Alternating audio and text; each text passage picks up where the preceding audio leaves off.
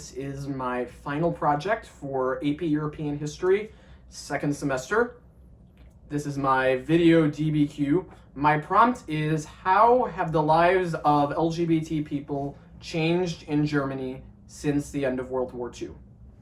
Over the past 75 years, since 1945, the state of acceptance of LGBT people in Germany has gone from a state of low tolerance after the Holocaust, when LGBT people were some of the victims, particularly gay men who were sent to concentration camps, to a state of mostly equal rights from the government now, and one of the largest acceptance rates of same-sex attractions and relations in the world.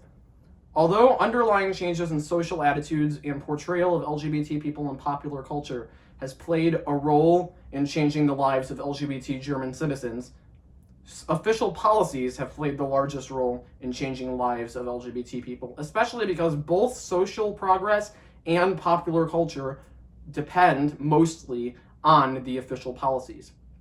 Changes in underlying social attitudes have helped to normalize and destigmatize LGBT people in Germany in several ways. Document 3 is a quote from a German gay magazine titled Humanitas in February of 1954, 8.5 years after the end of World War II. The author discusses how most of the public had collectively forgotten the treatment of gay people during World War II, especially when compared to other minorities that experienced injustice during the Holocaust, such as Jewish people, the disabled, and Gypsies and Roma.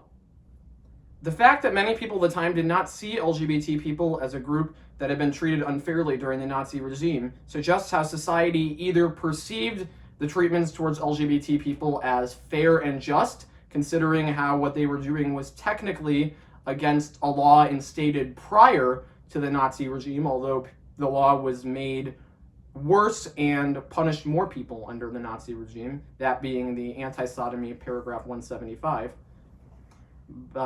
So people either saw that as fair and just because it was against the law, or they were apathetic and the topic of homosexuality didn't come up on their minds and just didn't know that gay men particularly were targeted during the Holocaust. Document 5 is a survey taken from 2016, the year before same-sex marriage became legal. Even though marriage equality would not come for another year, the survey indicated that nearly 83% of German residents supported same-sex marriage. In addition to that, only 12% of those surveyed indicated they had an overall negative attitude towards LGBT people or LGBT rights, and remarkably, 95% of the population indicated that they were either okay with what the German anti-discrimination laws had to say about LGBT people, or they wanted more laws protecting LGBT people, which means that only 5% of the population believed that Germany's anti-discrimination laws went too far and that LGBT people should be legally discriminated against. As shown in documents 3 and 5, social change can occasionally precede policy change, especially evident in document 5, which shows how same-sex marriage in Germany had 83% support in 2016, even though same-sex marriage wasn't legalized until 2017. Although this is sometimes the case, it is usually the case that social opinion follows official policies rather than preceding them. Popular culture has also had an impact on the lives of LGBT people in Germany since the end of World War II. Document 6 shows an image of a woman celebrating Berlin's Gay Pride Parade in 2017, the same year that same-sex marriage became legalized in Germany. Berlin's Gay Pride Parade has an average of 500,000 people attending it every year, which makes it the largest gay pride parade in Germany. Pride parades have become a sort of community celebration, which is a part of popular culture, as public celebrations often are. Document 7 shows an image of same-sex families with two fathers and their son. The increasing normalization of LGBT people, particularly married LGBT people and those with children, allows for more people to see LGBT people living ordinary, normal, happy lives similar to their heterosexual counterparts. And it also allows for them to face less harassment and to live more openly. Document 8 is a poster advertising a documentary titled "It is Not the Homosexual Who is Perverse, but the Society He Lives in." This was aired on West German television in 1971, only 2 years after West Germany stopped legalizing anti-homosexuality laws, and right around the beginning of the modern gay rights movement. This documentary was the first of its kind to air on any German television station and was one of the few instances at the time in which homosexual relations were portrayed positively. As mentioned with the analysis of Document 7, a positive and informative account of what same-sex relations entail shows heterosexual viewers that a gay person lives far more similarly to them than they might expect. It has been shown that if heterosexual people see LGBT people living similar lives to them, then they are more likely to have a positive attitude towards LGBT people than they would if they saw more differences than similarities.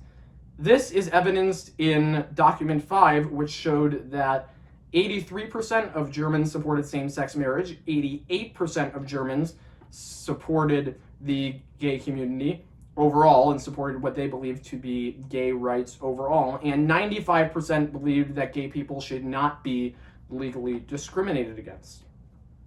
Official policies have had the most impact in changing and shaping the rights of LGBT people in Germany. In Document 9, it is interesting to see how LGBT rights came to be in a united Germany as opposed to East and West Germany. One would presume that East Germany would have had policies that were against gay rights because it was a communist dictatorship, when a majority of communist dictatorships in the 20th century were staunchly anti-gay. In reality, during the Cold War era, East Germany had more lenient sodomy laws than West Germany and accepted the demands of gay activists more than the democratic West. It is assumed that the state of gay rights in modern-day Germany is due to the gay rights movement in democratic West Germany, which started en masse in the 1970s. And West Germany did have a more visible gay rights movement. However, it was actually East Germany where, despite it being a communist dictatorship, gay rights activism was actually more successful than in West Germany in terms of passing laws. In addition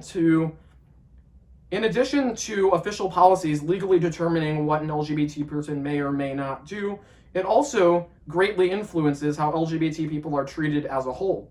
For example, most countries in the world that criminalize homosexuality often have high rates of disapproval of same-sex relations. Document 1 references paragraph 175, which made homosexual behavior illegal until 1968 in East Germany and until 1969 in West Germany.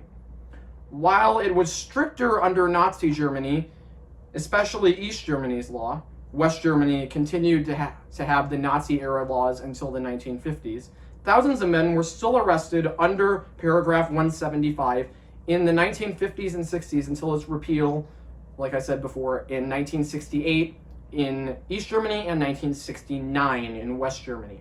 Document 2 references how a certain masculine ideal of being a husband and a father before being a soldier or before anything else was endorsed and promoted publicly by West German Chancellor Konrad Adenauer in the 1950s. Since the government claimed that the ideal man would have a wife and children, and the main goal of society was to create healthy and nurturing families, homosexuals were seen as outsiders during this period. And homosexuality did not fit into the traditional mold of what a good, healthy, stable German family should look like. In contrast to Documents 1 and 2, Document 4 is a statement from 2016 by the German Justice Minister Heiko Maas that pardoned any gay man or any LGBT person in general that was convicted under paragraph 175 during any time it was in effect. This illustrates the government's attempt to try and do right what they perceived they once did wrong, that is, try and apologize for their mistreatment of gay and LGBT people under paragraph 175, and officially ended any convictions from when homosexuality was illegal. Overall, official policies towards LGBT people often shape social attitudes, and they largely determine the freedoms an LGBT person can exercise.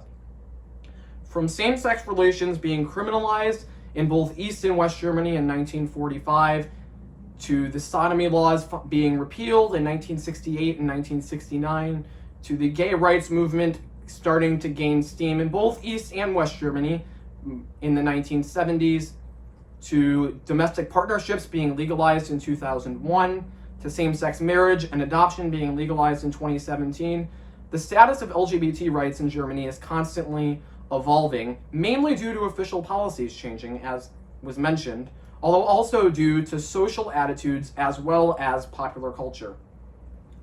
I learned a lot in this project, and a lot of information surprised me. Most notably that East Germany actually in some ways is more lenient on homosexuality and gay rights than West Germany, which, considering how East Germany was a communist dictatorship and West Germany was democratic, that really surprised me. Especially, it was most notable in the 1950s when West Germany kept the Nazi sodomy era laws and the Nazi era sodomy laws, and East Germany repealed it and went to the more lenient laws that were in place before World War II. I learned a lot about a topic I didn't know about. I didn't know that much about the LGBT rights movement in general, but especially outside of the US. So I'm really grateful I had this opportunity to do this research, and thank you for watching.